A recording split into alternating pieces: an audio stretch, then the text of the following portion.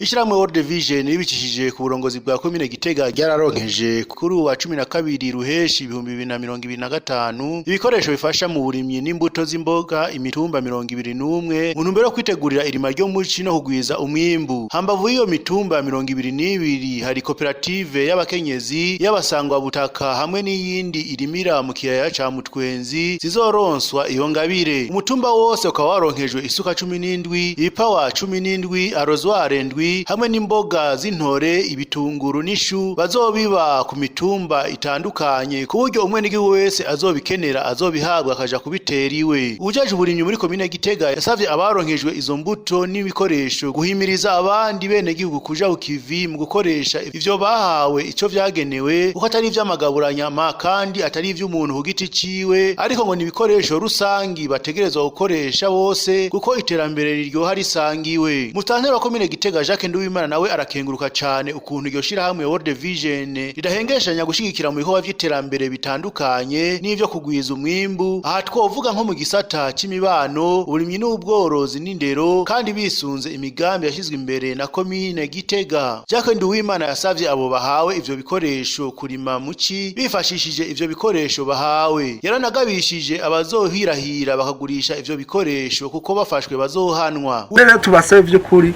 yuko kujya goronoma bivuze izi mbuto nizihawe umuntu gatwe kiwe yagiye umuntu acatwara n'urukopo gose ngo n'ugwiwe. Murumva ko zigiye ku mutumba zigiye gufasha mu mashira hamwe murimira hariya mu myonga mwese zibafashe mwese mugira amatuta muzogende mutere ibitunguru mutere amashu mutere n'intore nivyo menga bihari. Tubone yuko abantu bariko barafungura imboga bafise amagara meza sivyo.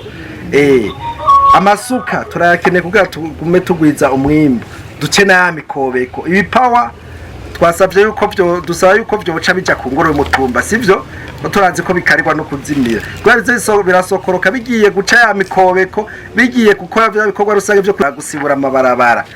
Mudufashe bikoreshwe neza kugira ngo by'ukuri n'abadufashe mu mugongo baheze babone yuko bakoze ibirama bafashije abashobora kwisimbiza. Userukira ishirahamwe World Vision mu karere ka Gitega na Rutana ari nawe yashikirije iyo ngabire yasavye abenegihugu kurima izo mboga mu myonga no kuzozikurikirana neza kugira ngo bagwize umwimbu gutyo binashobotse bazoshore umusesekara. Nawe nyene yarashimangiye asaba gukoresha iyo ngabire y'ibikoresho n'imbuto ico vyagenewe. Mwomenya kandi ko iryo shirahamwe World Vision ryaronkejwe agashimwe n'uburongozi bw'intara ku bwitange bwaryo mu gufasha mu gisata c'iterambere cyane cyane muri ico gisata c'uburimyi n'ubworozi hamwe n'igisata c'indero.